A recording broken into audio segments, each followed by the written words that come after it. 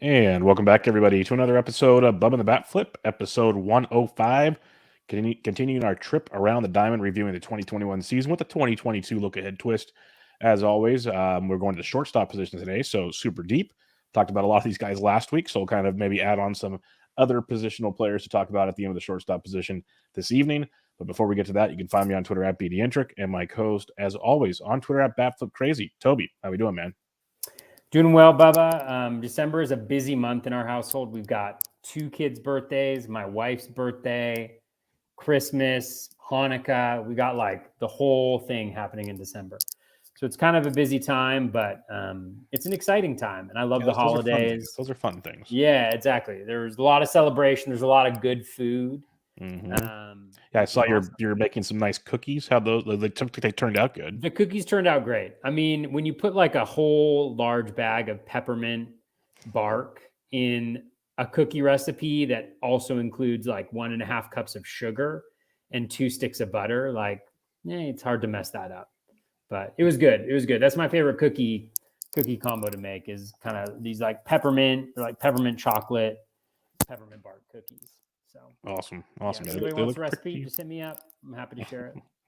They look pretty good. That's for darn sure. So I'll have to check those out down the line here. But you still holding off on drafts, I take it? Yeah, no drafts yet. I'm trying to decide what I'm going to do. I'm like, part of me is like, I might just wait until drafts. I might just wait until like February, March before I start. I was initially thinking of hopping into some like in the new year. That's kind of been my target date, but I'm not really feeling like particularly compelled to do it, honestly. I know there's always like some edge a little bit if you jump in early, but I also find, like I mentioned before, that I do better in draft champions leagues that are closer to the season. And so, and so I think I do maybe a little bit better with that certainty. And yeah, no, it makes sense. Like I'm just doing like 150 at a time. I'll do some fan tracks, little best balls here pretty soon, but just to kind of get a feel for things. I'm saving the big boys for later. I'm not going into those anytime soon. More power to the guys that are doing it. Some of these boys like Fish and Waxman are just balls of the wall, crazy, having some fun. So we'll see how that turns out. But yeah, it's going to be fun. But we'll talk about more of that in the new year. Looking forward to seeing where your drafts go, because it's a different world out there, as we talked about before. Just even in the one draft you've done so far, you notice it's a little different than years past. So looking forward to seeing what you come up with when you get a full draft going your way. Let's talk shortstops. Let's have some fun with this. It's always a deep position. Again, everybody's paying attention at home. RazzBall Player Rater. We're using the 15-team Yahoo. Just going over dollars earned, basically. The top dollar earners at the shortstop position, which deep. And we talked about second base last week. A lot of guys will share positions at second base and shortstop. So something to keep in mind here. But one guy that does not share second base, he led the way this past season. And it's another Blue Jay, to the surprise of nobody, because as we talked about, I think in the first podcast, there's like 5 or 6 Blue Jays that are way up there this year. And Bichette leads the way at shortstop, earning over $54.30, which is insane, absolutely insane. But he was awesome. You look at his overall numbers this year: 29 home runs, 25 stolen bases, 121 runs scored, 102 RBIs, 298 average. The dude's amazing. He's young, still going to be good. And this is why he's going in the top 3 or 4 in drafts right now. So I don't have a lot to say besides Bo is freaking awesome. Yeah, he's wonderful. He's another guy where last year I was like, these are the things that I find super interesting. I've been off of him. He actually was hugely helpful when I finished 9th, I think, in the overall, like 2 years ago or 3 years ago, whenever that was, 2019. He was a key part of my success in the second half of the season when he came up. He was huge for me, but I just haven't been able to buy in since then. And there wasn't like a particularly good reason, it's like, oh, well, you got caught stealing a bunch of times, or, he got injured, or we haven't seen it for a full season. And I was, horrendously wrong as usual. The one thing I'll say about Bichette, I love the entire profile. Everything is awesome. Everything is great. Everything is beautiful. honestly, I think there's actually room for growth a little bit. Mm-hmm. It sounds absolutely ridiculous, but he hit the 29 home runs last year, despite having a career high ground ball rate at 49.1%, which is, if you include that number, his career is at 47%. Obviously, 2 shortened seasons, but he was around like 42% when you combine the 2 previous seasons. So a big jump in the ground ball rate. Nothing was like too out of whack in terms of the home run per fly ball. He had 50 barrels compared to the 29 home runs that he hit. The max exit velo at 115.5 was by far, his highest and is an elite number. Just everything checks out in the profile. And that's beautiful. It's a beautiful thing. Bichette. Gotta love it. He is a beautiful thing. That is for darn sure. And I agree. I think there's more to him. As long as he can keep stealing you 20 plus bases, I think there's even more power to come. The average should be pretty good. There's a lot to love with Bichette in that lineup and on that team. So really, really good stuff there. We talked about Trey Turner last week. He was number 2 on this list because he's second base and shortstop eligible. He's $54, just barely shy of Bichette. We talked about Trey's the number 1 kind of overall, as we talked about it. If you're not going pitcher, really good reasons to take him number 1 for sure. There's a reason why Bichette's going shortly thereafter. It all translates. But the number 3 shortstop off the board, we did not talk about him last week because he's shortstop outfield eligible. I don't know if he'll have outfield eligibility in FBC, though. It should be just shortstop only. And that's Fernando Tatis Jr. 42 homers, 25 stolen bags, hit 282, missed a lot of time with the shoulder injury. Only played in 130 games, and he still put those numbers up in 546 plate appearances, which is probably even crazier to think about. Those are the numbers he came away with. Shoulder injury still a concern. That's a big conversation going forward. I've avoided him this year. It's one of those I'm good with taking the L if he stays healthy. It's just there's so much risk in 162 games. But I can't deny how good he was last year. He proved me so wrong because I thought after the first one, I think I was either recording with you or somebody. I watched it live, and I was like, that's the grossest thing I've ever seen. He looked like he was in so much pain, and he proved me wrong. So he's awesome. I hope for the game he gets to play all year because he's just fun for the game of baseball. But $50, $3 $50+ shortstops. Man, that's nuts. Yeah, he actually nips outfield eligibility in NFBC. Okay. He got 20 games in right field, 20 games in the outfield. So, well, actually, I guess 27 because he had 7 games in center field. So he is dual position eligible. And that's that's huge, actually, like for this year, especially with outfield the way that it is. I think it gives him a lot of value. I know there's a lot of concern. The only thing we can really poke a hole in is the injury concern, as you mentioned. Hey, Toby. Before. Toby, yeah. Check your mic. I can barely hear you. You can barely hear me? Yeah. Should I just get down here? Do you hear me better like this? It doesn't help at all, no. It's not helping at all? No. Oh my God. All right. We're gonna check it out. We're going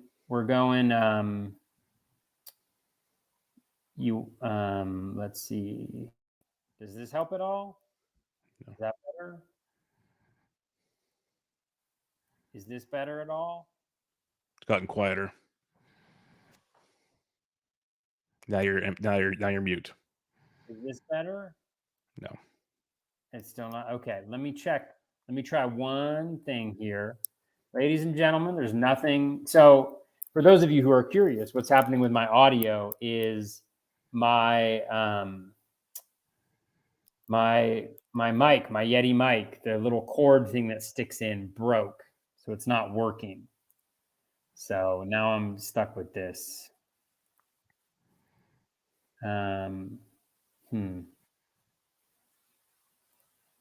It's still really low, huh? Yeah. If I go like this, is that better? A little bit, yeah. You're louder, yeah. It's a little bit better? Okay. A little bit, yeah. Okay, I'm going to yell. I just took out my earbuds, people, so you guys are getting like the full sound. Like I'm in a room. It's gotten quiet again. It's gotten quiet again? Yeah. Man. All right. Well, you still can. It's quiet, but we could do it if we need to. Okay. Let me try it. Let me just see if maybe the Yeti randomly works. Hold on 1 second.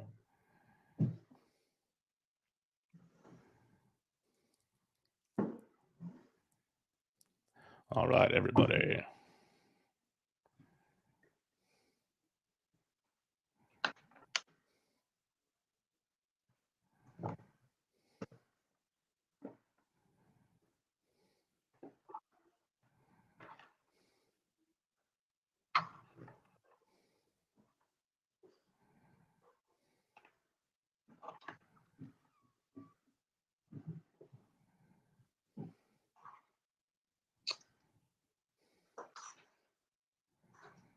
This is exciting stuff, guys. This is like what you tune in for, right? It'll be worth it. That's what I'm saying. It's going to be worth it to have it all locked and loaded. Oh, man.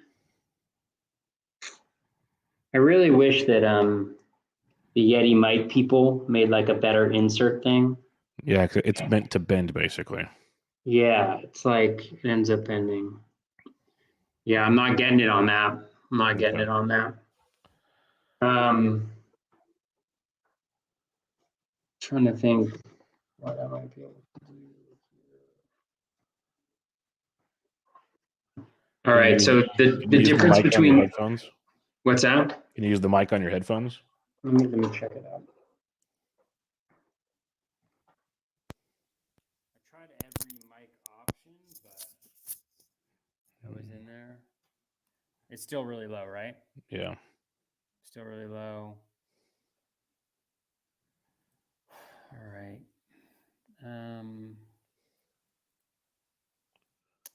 Testing one. Super low. Testing two. Testing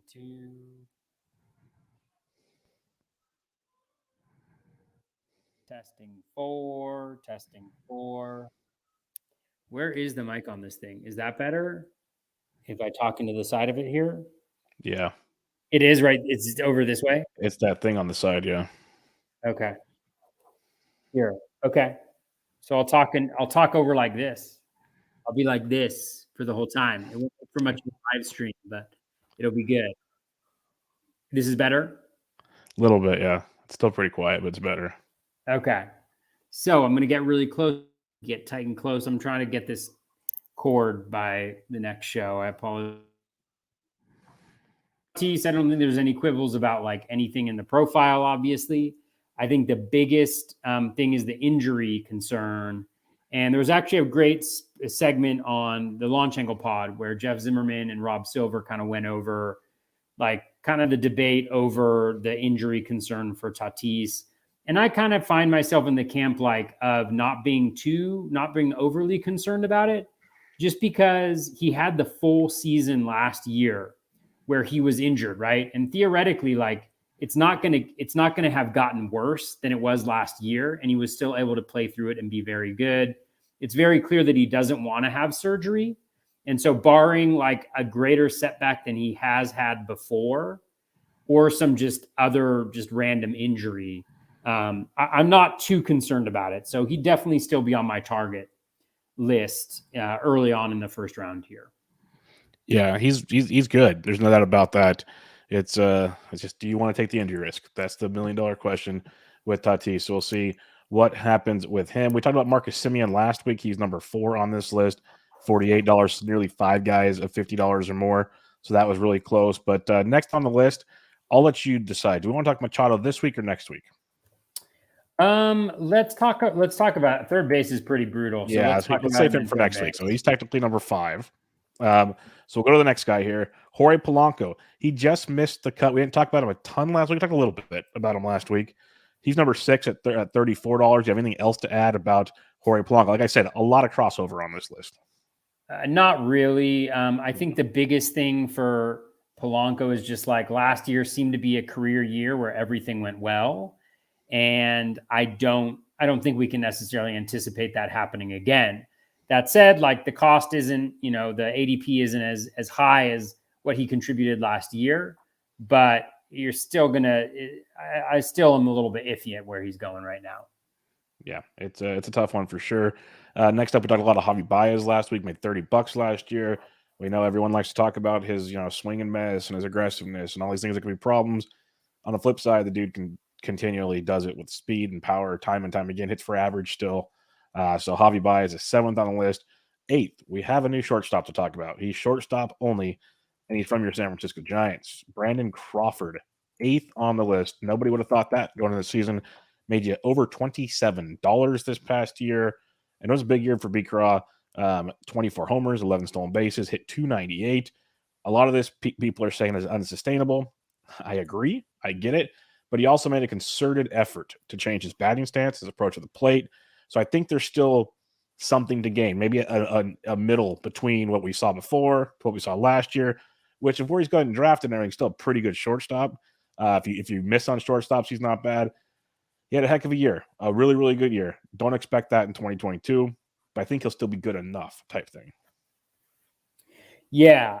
I mean, I think with Crawford, I think the way that you explained it is perfect. Like he's, I don't think he's as good as he was in the first half, and he's probably not as bad as he was, or not as mediocre as he was in the second half. I think the key thing that you mentioned is that there were some significant changes that he made. Like if you look at his ground ball rate, I believe it was the lowest that it had been throughout his career. There's only 1 year where it was lower at around 40%. The power, it wasn't just last year, it was actually 2020 as well. The barrel rate doubled to 9.4% in 2020. And then in 2021, it was at 11.5. So I think that's kind of a new area in terms of like where that barrel rate's going to be for the power production. And then, we've seen a little bit of a dip in contact. And I think you talked a little bit about like the change in approach that he had. And so giving up a little bit of contact to get a little bit more pop. And then the stolen bases as well. You can't really count on him replicating what he did last year, but it's certainly a little bit of a bonus. I'm probably not going after him where he's going at ADP. I know that's more of like a preview conversation, but, I just don't know if there's as much ceiling there. But still, some interesting changes for sure for him. Yeah, I've passed on him in 3 or 4 drafts so far. It's tough to go with him when there's such a deep position. It really is. Like, kudos to him, but it's going to be tough to pull that trigger for sure, especially when guys like Tim Anderson finished 9th on the Player Rater, $27.40. They tied, actually. They tied. I'll give them that much. Tim Anderson and Brandon Crawford tied. Tim Anderson, 17 homers, 18 steals, hit 309. 3 straight seasons of over 300. In the last 4 full baseball seasons, he's had 17 or more homers. He has 15 or more stolen bases. He is continually a productive machine, and he's starting to go a little higher this year, but he's so good. And we talked about him last year. We loved Tim Anderson because he was a value last year's draft, comes through big and toward the white lineup, and it paid off. And he missed a lot of, not a lot, but he only played in 123 games, kind of missed a lot of games. That's been his bugaboo overall. Not a ton of games played each year, but when he's out there, the dude produces, and he's been very, very good. Yeah, he's been really good. He's incredibly consistent. I mean, you did mention like the one thing about Anderson, he hasn't really had that completely healthy season. He's got 606 plate appearances a couple times. He's gotten the 500s a couple times. So there always seems to be that one little injury.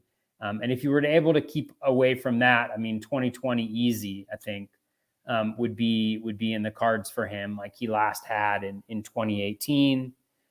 Batting average contributor. I mean, he just contributes across the board, and he's going to be at the top of a great White Sox lineup. So I think he's really safe. There's nothing, and I don't know if there's anything I can add to anybody's understanding of Tim Anderson, outside of the fact that he's consistently good and pretty much a 5-category contributor.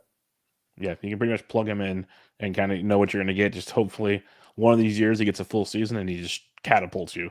Like he could legit maybe put up Bichette type numbers if he played a full season.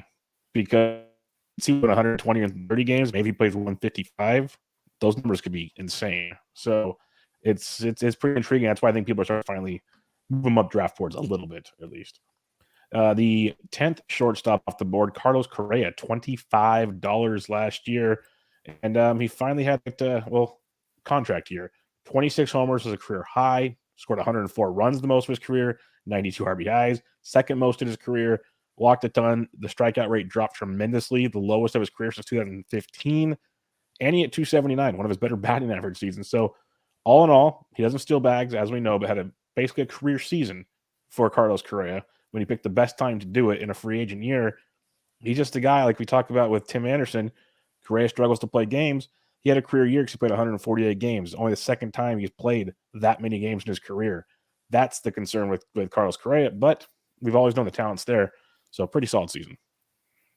Yeah, I mean, definitely a solid season. The contact rate continued to go up, which is nice to see from him. As you mentioned, the K rate going down a little bit. Health is so critical to him. He also had a lower ground ball rate than his career average as well. Boost those power stats. best O swing of his career as well. So he was more patient at the plate. Whatever it was, I have a really hard time getting guys like Correa and their profile.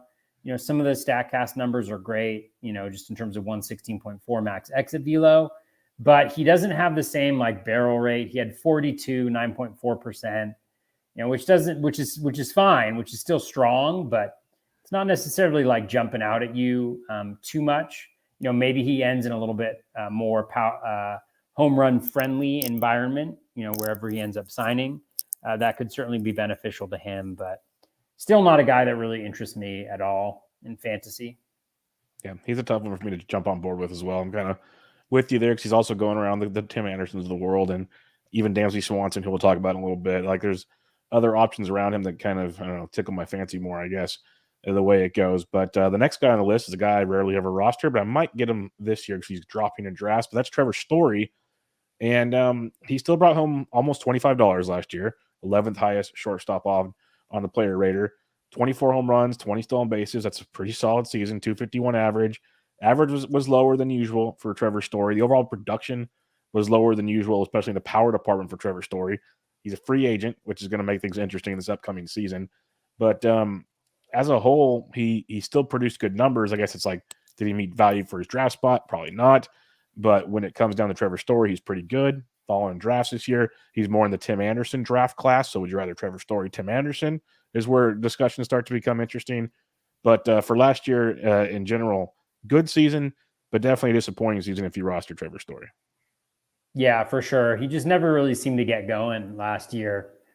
But still a 25-20 season, the 251 batting average, certainly impacted by, a career low BABIP at 293, compared to his career average, which is 336. But we also have to consider the fact that he's not going to be playing in Coors anymore. And you got to take away, you're going to have to take away some BABIP right there. Obviously, like with the narrative about Coors guys, having inflated stats, I mean, that's somewhat the case, but at the same time, like they also get hurt on the road having to adjust. We know that as well. So I think he could be an interesting value just because the speed is there. He's very fast, been a successful base stealer for a long time. It'll be interesting to see where he ends up. Like you could see him ending up with, the Yankees or a team like that. And in that particular case, obviously his draft price skyrockets. But there are other teams that he could sign for that it could be interesting to see where he ends up.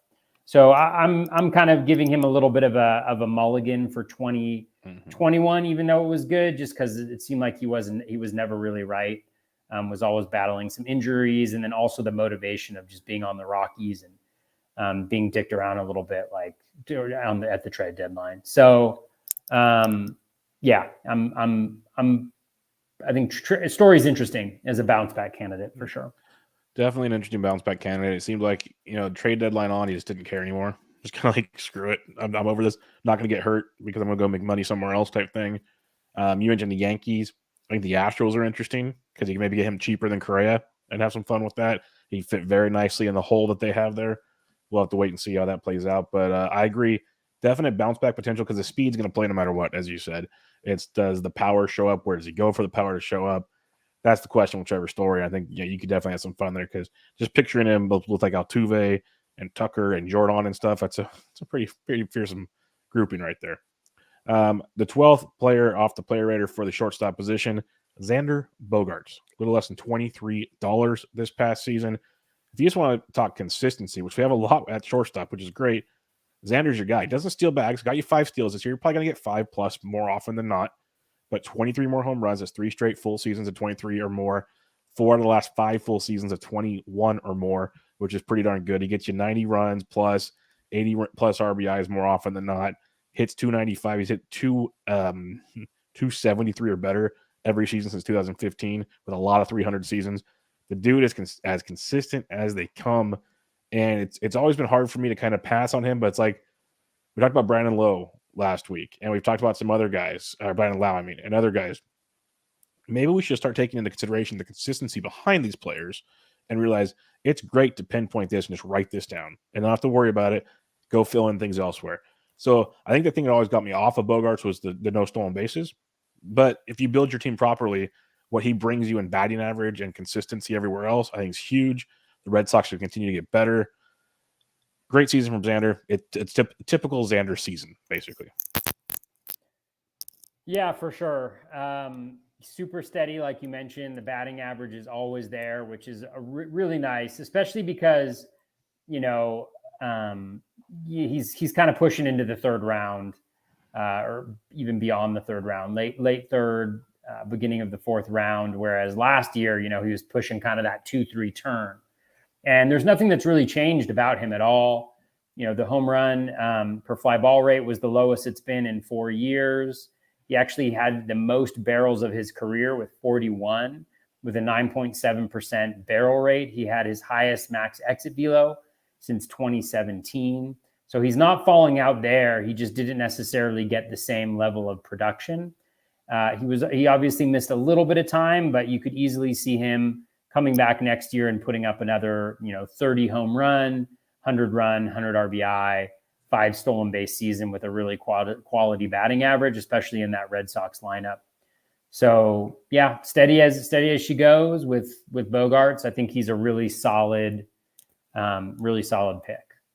The Red Sox have some like steady contributors. You got Bogaerts, you got Devers. I'd even consider JD kind of consistent now. Like we're not going to expect the monster season, but you're going to get pretty overall contributions. Just they don't steal a ton. That's the problem. So you can't like take all of them probably and feel comfortable, but you can build with some of them, which is good. We'll talk about Devers next week, and there's a reason why he goes so high, even though he doesn't steal a ton of bases for very good reason. But it'll be interesting to see how the Red Sox play it out this year. Do you move Duran in there and let him run? And does that help Bogaerts and company? It'll be interesting to see how that plays out. The next shortstop off the board we talked about last week, and that was Tommy Edmund. He's 13th, so we'll pass on him. We will talk Chris Taylor, though. We didn't talk about him last week, kind of hinted at him. Could talk about him in the outfield, but we'll talk about him now. He was 14th off the board, or 14th on the player rater for shortstop, made $19, and just re-signed with the Dodgers, so he's going back to where things will play well for him. Played 148 games, was 140 more games in 3 of the last 4 full seasons, hit 20 homers, 13 steals. He was awesome. If you drafted him in fantasy, besides the flexibility he brought, he was just huge for your team. It's always a concern how much is he going to play, but apparently the Dodgers obviously want him to play, so they're going to get him in the lineup where they can. What's your thoughts on Chris Taylor? Yeah, he had a good season. I mean, tale of two halves, really. He started off really hot and then was really cold down the stretch. The position eligibility is really nice for him. At the same time, like I don't necessarily love, like, especially with him not going later on in drafts this year. And again, I know it's not a preview episode, but just thinking about that, like contextually, like he's just the perfect example of a guy who had kind of a full season of playing time and things kind of went his way, generally speaking, last year.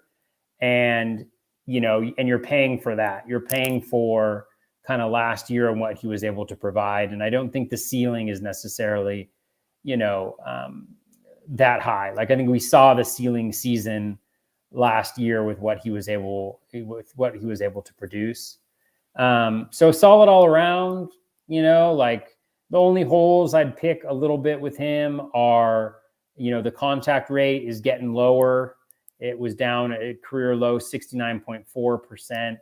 We saw that with the close to 30% strikeout rate, which you don't really want to see with a guy like his profile. I think he's best when he's kind of closer to that 25% range. Obviously, he's better with that, but I just I don't know. I'm not as intrigued by him. Then again, he did have 35 barrels, 10.2% barrel rate last year, so he continues to hit. I just think like the downside in terms of what the batting average is, what the stolen bases are likely to be, and not really having much of a ceiling in any particular category limits his value a little bit. Yeah, he's a tricky one.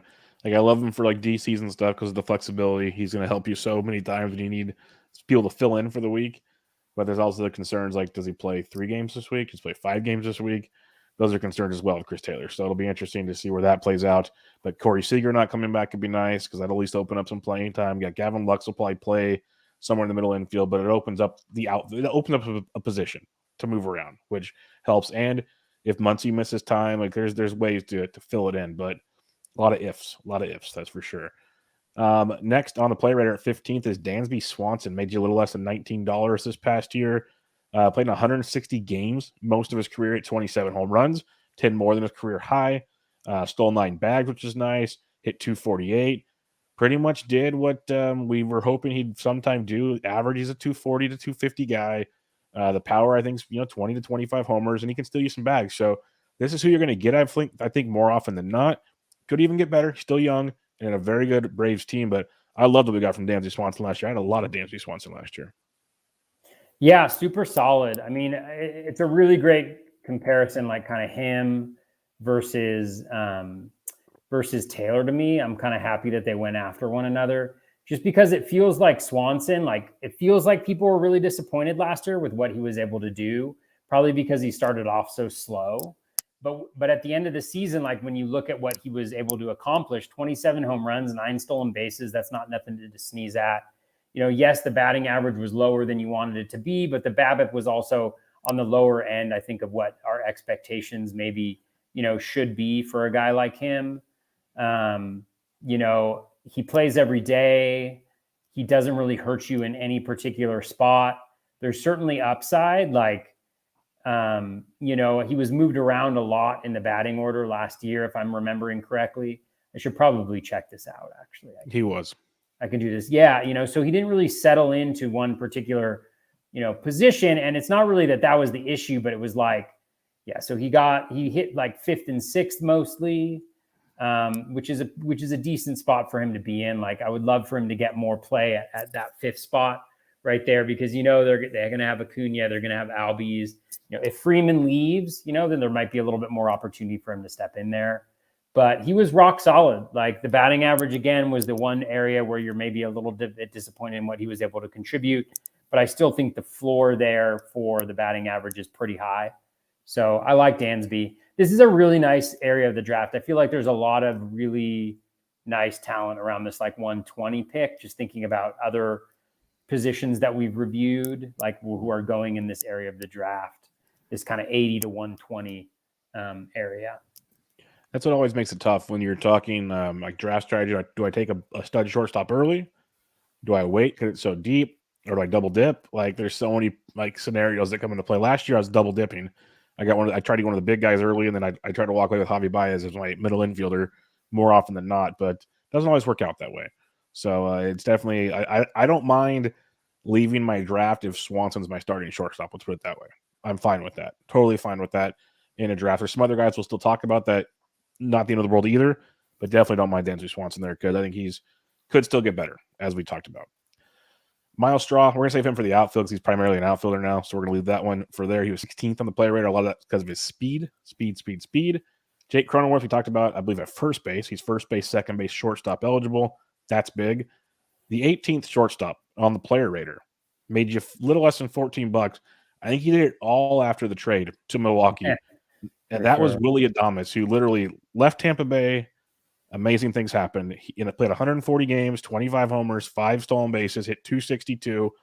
We've talked about him on this show for a couple years now, Toby, where it's we know the potential's there. We broke down his hit tools, the increases. He's only 25. He's going to be 26 next year. We kept saying, this year's coming. It was pretty darn awesome. I'll say that much. I'm hoping it continues with Adames. And again, not a preview show, but if you look at ADP, a lot of people don't think it's going to continue, or just it shows how deep the position is, because to me, he could still be a value if he continues at this pace or even improves next year. Yeah, for sure. I mean, it seems like that narrative around him getting out of Tampa, not seeing the ball well in Tampa, and then moving to the Brewers certainly came to fruition. There's a lot to like. He's the barrel rate at 11.4% was a career high. He had 39 barrels last year. Max exit velo at 112.5, which is the highest of his career as well. So again, the batted ball quality has improved. He's still only 26, even though he's been around for a little bit. So it's kind of like that nice guy who came up early, maybe didn't necessarily live up to what the expectations were of him, but is now kind of starting to live up to that with a change of scenery. He contributes across the board, even with the speed a little bit. It'd be interesting So he had 5 stolen bases last year. I'd be interested to see, like, let's see. It feels like he's got like double-digit upside. Feels that way. Could be wrong. He was 5 for 9. I was curious to see how many of those came with the Brewers versus the Rays. I always use Fangraphs, and they don't split by that. I think that Baseball Reference does. So that may be a better place to check it out. But that's just one thing. I'll check it out for you. One thing to consider as well, as is the fact that he's in the NL Central, which I think, again, is going to be a fairly weak division. You have the Reds, who are pretty much giving up.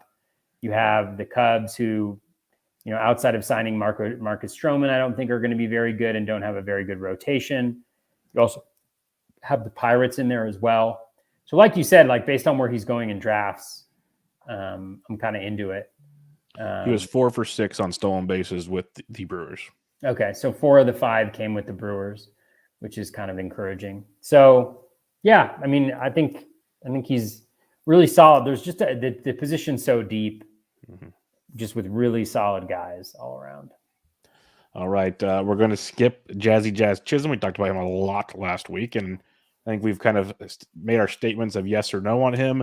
And I know for myself, it's going to be interesting to see how my season ends based on Jazz Chisholm. Let's put it that way, because I'm really big fan, but I understand the problems, but we'll see how that goes. Next up, to the 20th shortstop off the board, made you a little over $12, and that's Nikki Lopez. And I think this is an intriguing one to talk about because people clown. I even clowned on him why are you playing Nikki Lopez instead of Bobby Witt? What are you doing? Well, you kind of proved me wrong. He only hit 2 homers, but he's not a power hitter. 22 stolen bases, hit 300. We always knew he had an average. He's seen that in the minors. Speed was pretty good, but I'm kind of surprised with 22. But then again, the Royals ran like crazy. Everybody runs on the Royals. The question is, he played 151 games last year. That's outstanding. He's projected to be the starting shortstop / second baseman this year. That's what he's supposed to be. Alberto plays third or DHs or whatever. They're planning on playing Nikki Lopez. At least till Bobby Witt gets there. We'll see. Are you well, first off, what did you think of Nikki Lopez last year? Because I think he shocked many of us. Yeah, he definitely did. I mean, he was so good down the stretch there with the batting average stolen base combo. It's nothing that people won't already know. The home runs are definitely an issue, but I do think that this profile, while it's not something I think I would probably go after, is more playable in today's game in terms of like the home run rate, than it would have been like even last year or the year before. I think it's more possible to have a guy like Lopez, especially if you maybe mix and match him with maybe more of a power hitting shortstop or middle infielder. The speed, it just seems like, the BABIP at 347, he's obviously quick, hits the ball on the ground a lot, but 347 is pretty high for a guy that's doesn't necessarily have great batted ball quality. And even previous to this, he had nearly 600 plate appearance in the majors, and his BABIP was under 300. So, I think there's some luck there, which you can see in the Steamer projection. He's not really going to give you home runs. The stolen bases also, like you mentioned, like kind of jump out. Even in 2019, in 540 plate appearances, he only had 10 stolen bases between AAA and the majors. In 2018, he only had 15. So really, it was the most that he's had in a season since rookie ball. And again, like you mentioned, the Royals steal, but these are the types of like things where they seem like not necessarily anomalies, like they can't happen again, but maybe some of the better rates, some of the higher kind of the ceiling rates that you're going to get in these particular categories that aren't necessarily likely to happen on a regular basis each season. So I'm not really interested necessarily at this point in time, but last year he was obviously phenomenal down the stretch in the 2 most important categories in fantasy baseball at this point, in today's game. See, I think I'm with you on everything you said. I think the thing with Nikki Lopez is what's very interesting, and again, it depends on playing time. And so if you're drafting him, you're assuming he's going to play another 150 plus games, hopefully. But the thing with him is it's roster construction, and it's like you said, you pair him with a guy. Do you pair him with a Xander? Do you pair him with the Rafael Devers, like where they get you all these other stats? Now he can get you the steals and kind of help you a little bit here. That's where it gets interesting. So it's roster construction. And the one thing I'll say is I don't know the ADP off the top of my head, but I think I took him in my recent NFBC 50 because he's falling like a lead balloon. And he gives you that second base shortstop eligibility. He was like my third or fourth middle infielder. I'm like, okay, I don't need to use him every week, but it's one of those, hey, I'm low on steals. I'm going to put Nikki Lopez in my lineup for a couple weeks. Let's see what happens. It's interesting because he is falling right now. So we'll see if that continues on. Maybe when more news comes out of what Bobby Witt's going to do, this, that, and the other, that'll be interesting. But for now, I think it's like, would you rather have Nikki Lopez at, say, whatever pick he's at? Let's just 200 for like fun. 180. 180? Okay. Would you rather have Nikki Lopez at 180 or like Luis Arias like 330? I definitely want Urias. Yeah. No, Arias of the Minnesota Twins. Oh, Arias. Sorry, yeah. Yeah. I'm not really into Arias. It's a big gap, but similar profiles, at Nikki least runs. Yeah, Nikki runs. I mean, Arias is pretty much empty batting average. Yeah, so it's kind of one of those things. Everyone's like, "Oh, let's wait on Arias and get the multi-position eligibility and this and that." It's like, okay, but you can take Nikki Lopez here and go get like your 12th outfielder or your 7th outfielder or whatever, and go that angle maybe, or go get a speculative closer or something like that. Like that's the way I would look at it. That's my 2 cents, but that's why it's roster construction, learning the player pool. It's like if I take player X here, what do I get at Y? Things along those scenarios, which makes things interesting as we get closer and closer to the big boy draft season. All right, we could go on. Like there's Gene Segura, there's Ahmed Rosario, who is very good. Luis Urias, I'm with you. You said you liked him. I like him a lot as well. There's IKF, there's Kyle Farmer. Any of those guys stand out to you as interesting? Because I have one more guy I want to talk about after him. Okay. Yeah, I mean, so I think they're all pretty interesting. Ahmed Rosario, obviously, just, playing every day and playing with Cleveland, where they're letting him steal bases is intriguing, I think, because, he's a part of their future now. I think he's cemented his role kind of as part of their future. And he has the decent batting average. So when you think about like what Nikki Lopez is able to provide, in a lot of ways, Rosario provides something fairly similar to him. But I like the profile a little bit more. Luis Urias, as long as he has a regular job with the Brewers, I think he can be really good. I mean, he was really good last year before the trade deadline when they added Eduardo Escobar, and then he went to the bench. I really like him a lot. And so if it looks like he's going to be a starter on that Brewers team, then I think I'll be really interested in having him. And he's still got at second base, third, and shortstop eligibility for him. So you may not plug him in as your shortstop necessarily, but I like him a lot. Yeah, I mean, all like serviceable profiles in different ways. I think nothing too crazy. Yeah, and you get most of these guys pretty late, like Ahmed Rosario. I like the improvement, still super young. A lot we can see there. Luis Urias, I'm with you 100%. The flexibility is amazing. The tools are great. When he played, he was really good. His playing time was the issue last year. Looks like that might be more of a consistent thing, hopefully, in 2022. But the guy I wanted to talk about, he's 26th on the player rater at shortstop. Made you $6.50. It was a rough year for Francisco Lindor. Rough first year with the Mets. 20 home runs, 10 stolen bases, 73 runs scored, 63 RBIs. Best walk rate of his career, though, 11%. Still struck out the most of his career, but at 18.3%. Not a horrible strikeout rate. Worst of his career, though. Hit 230. It was a rough year, to say the least, for Francisco Lindor. Like, you can keep digging down into his numbers, and there was a lot of pitfalls with Francisco Lindor compared to years past. The thing is, he's going to be 28 next year, and you're getting him at a discount. We talked to Trevor Story bounce back. First off, what do you think about Lindor last year, and are you concerned about Lindor? I don't know. I mean, like, I'm looking at his profile. Essentially, like, I think that where he got unlucky was with his batting average. He had a 248 BABIP, which he's never been a huge high BABIP guy, but that's the lowest he's had of his career. I don't necessarily know what the reason would be for that to stick. So that's going to help him out a little bit in the batting average department. I think the major challenge, and one of the reasons why I didn't have any of him last year, was he made a huge change in park. Like, he went from one of the better left-handed hitting parks in all of baseball for home runs to one of the worst in all of baseball for home runs. He also, is in a situation where he went to the NL, so he's hitting leadoff and he's not necessarily getting, he hit leadoff, right, last year? Or did it? Yeah, most of the time, yes. Yeah. And so, so he's also, there's detrimental things happening to the RBI on that thing. I think he's actually hitting second a lot. Sorry, second. Okay. Well, the challenge I think is like, tell me where the home run, where that home runs increase, So he hit 20 last year. Steamer has him projected for 30. So certainly they see it. The plate appearances were lower, so there's a little bit of bump there, but he had 30 barrels, 8.2%, which isn't far from there, but 2/3 of those were home runs in a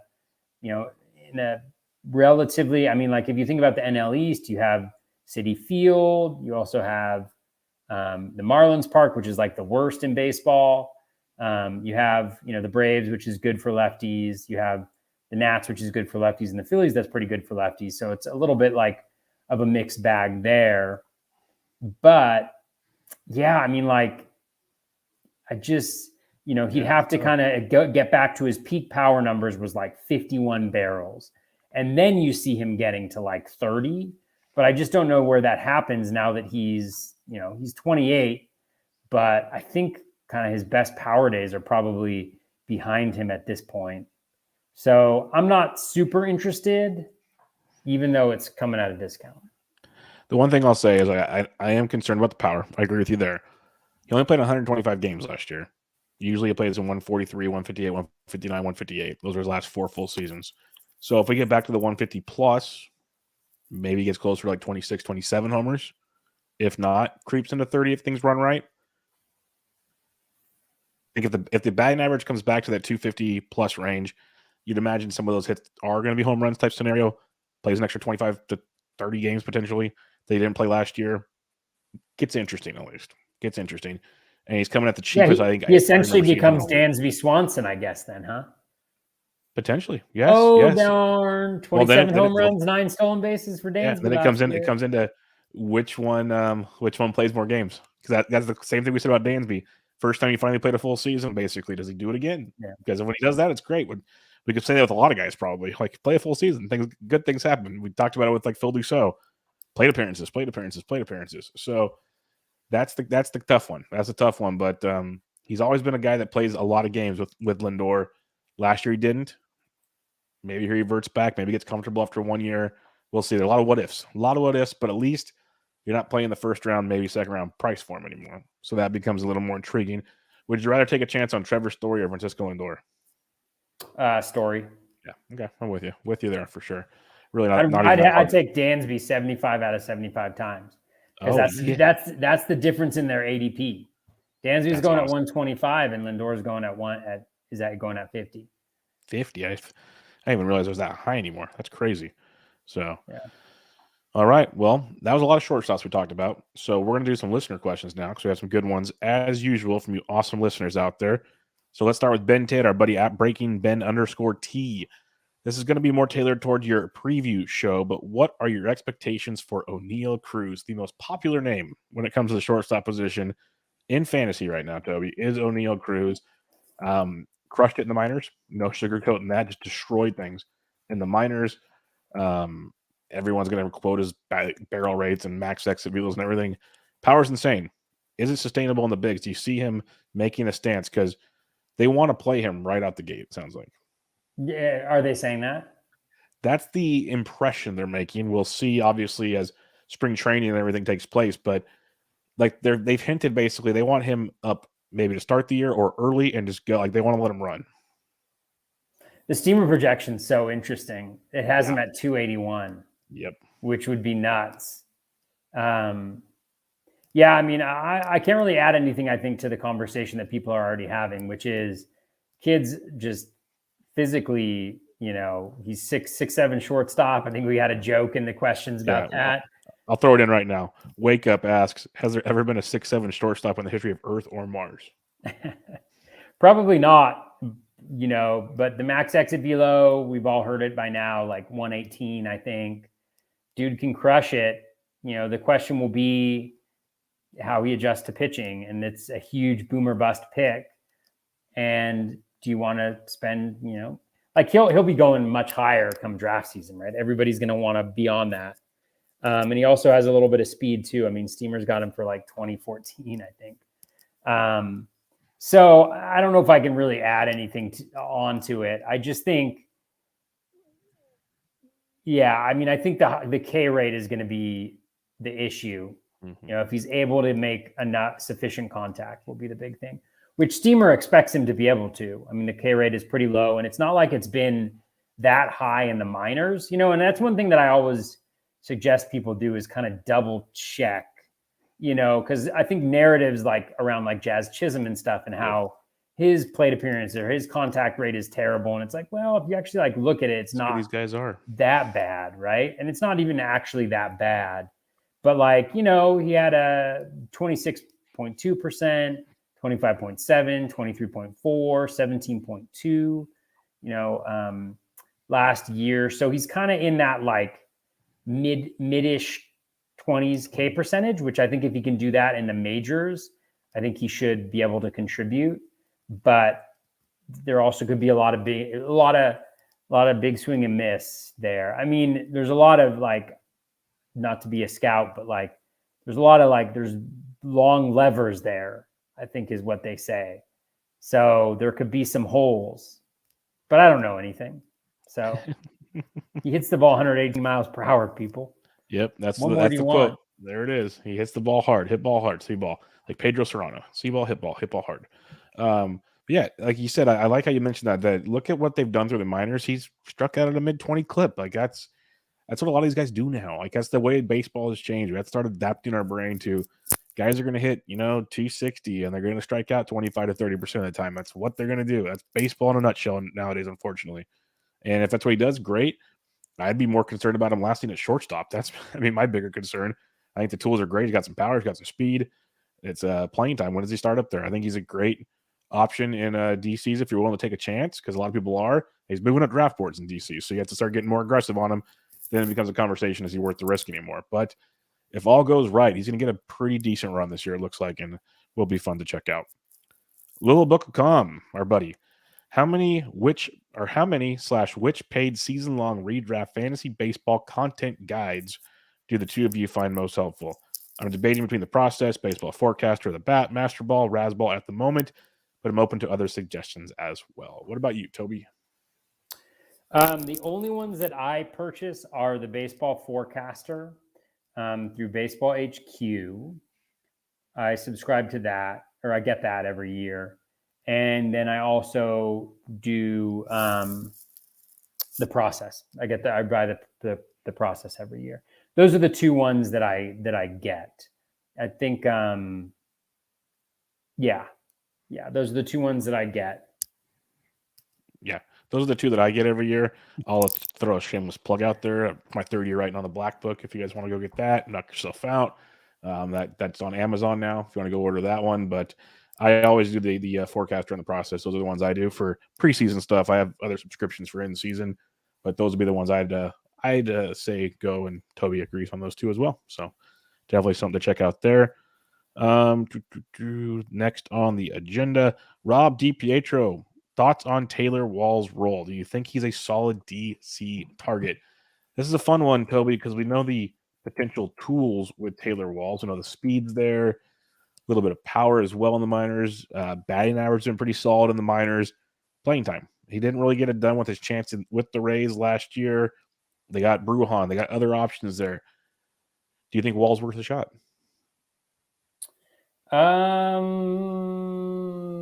Maybe. I mean, he's really good defensively, but I'm just trying to think. I mean, they have Wander at short. They have Brandon Lau at second. You have Yandy Diaz at third.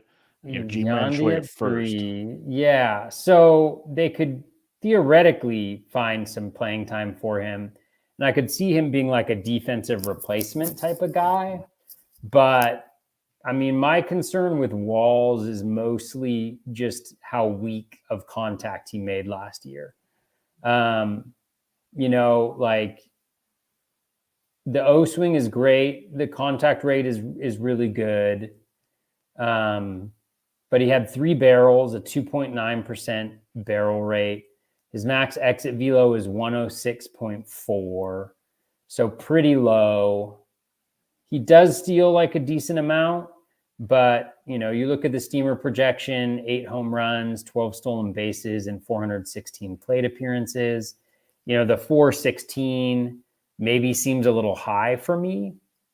And again, like I know that some other people commented about Vidal Brujan.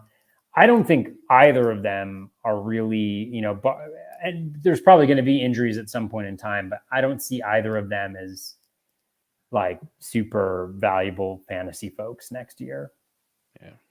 Yeah. I'm not going out of my way for either right now, just because the Rays are going to raise. Like, could you see Taylor Walls potentially platoon with, say, Yandy Diaz? Sure, you could. I still think Yandy Diaz gets more playing time than Walls. I see Walls being a potential defensive replacement, as you said. I think it makes a lot of sense, but are you going to roster and start a defensive replacement and hope he gets out there for a couple at bats here and there? That's tricky. I find it hard for Walls to get enough playing time to make him useful, but we shall see. We shall see. All right, next question. Brant Chester from Baseball HQ asks. Brant's in the questions. Yep, that's the good one. Is Witt going too early inside the top 100 in DC drafts? I'm not drafting him, and I might be totally wrong because the tool's amazing, but if you guys listen long enough, I just don't take too many chances, especially early in drafts. It's just my style. Oh, man, this is always a tough question, isn't it? I mean, the steamer projection is pretty good. 24 home runs, 18 stolen bases, a 267 batting average. I'd have to look at like who's going around him. Let's see what we got here. So you got like Polanco, Morton, Ketel Marte. He's probably going a little bit early for my liking. I think the major question is how much time they're going to have him in the minors for to start the year, or what the situation is with the deal that they strike, the collective bargaining agreement. Yep. And whether there's incentives or for them to keep him in the minors or not. I think my answer is kind of telling me, I guess, that I can see it. I can see him going at pick 90. I mean, he seems really good. He's mashed at every level. He seems to have speed. Once the Royals bring him up, they're going to play him every day. They wouldn't be foolish enough to bring him up and not do that. He's going to steal bases for the Rays, for the Royals, because they're the Royals. He's going to hit for power because he's done that pretty much everywhere. And I think everything just kind of like, I haven't seen anybody say anything negative about his batted ball quality, anything like that. The strikeout rate isn't high where he's at, and he's pretty young, I think, for the levels that he's playing at as well. So yeah, he's 21 and he's mashing at AAA. So yeah, I could see it. It's a high risk, high reward type of pick. And I don't think pick 90 is the worst place in the world to do it. Would I do it? Probably not. But who knows? Like if we get closer to draft time and it's certain that he's going to be up very soon, then I could certainly see myself doing it. But at the same time, if that's happening, right, then he's going a lot pick higher. 60, pick 70, pick 50, He's probably going closer to 50, 40, 50. Yeah. Yeah. So anyways, that wasn't really an answer to your question, Brant, but that's kind of like my how I'm thinking about it. Basically, if you think he's going to start pretty early with the team, which I think he's going to, unless the screw up the CBA thing, I think he's going to start rather early, if not opening day with them. He has nothing more to prove. It's all financial stuff. And I'm really, really hoping the CBA takes care of a lot of that. That's what I'm hoping for. So we'll see. But and if he's up that early, playing that much, like we got a Bichette type potential here. Like the dude's that good. So if you're getting a Bichette at pick 90, pretty darn good. So Bichette? Yeah, Bichette. So we got a chance there. So if you think he's going to be playing a lot, then do it. If not, like Toby said, if we find out he's going to start playing a lot, that price is going to come up in a hurry. So it's all about your risk reward you want to take. The more we talk about it, I'm probably going to start grabbing him here and there. I have 0 shares right now. It's just not my style, but I might start seeing what happens. I feel like I want at least one piece of him somewhere, just because the talent is pretty darn ridiculous. But playing time, always the concern. All right, another question here. This one slid into my DMs, Toby. But at Rev D Bone, he asks, do you think there's another level for Josh Rojas? His decent minor league numbers, batting average, hasn't really translated to the Major League Baseball. He had a really decent run in the first half, but stumbled towards the end of the year. He was injured a lot.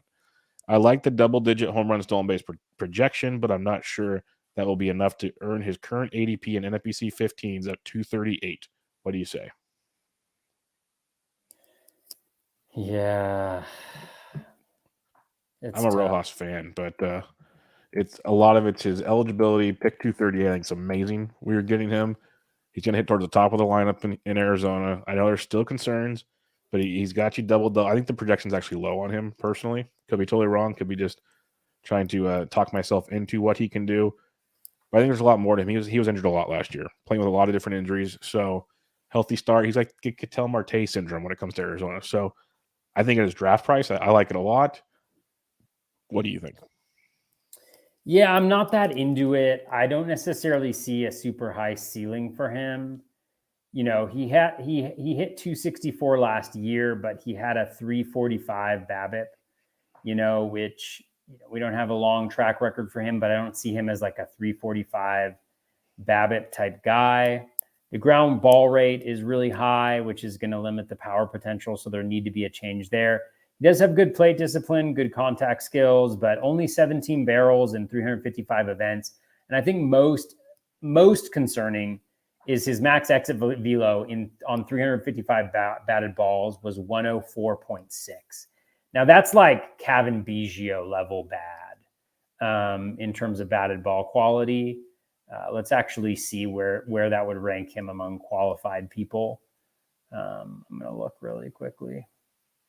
So that's kind of that would be my I don't really believe in it. Let's see. All right. 104.6, Josh Rojas among qualified hitters.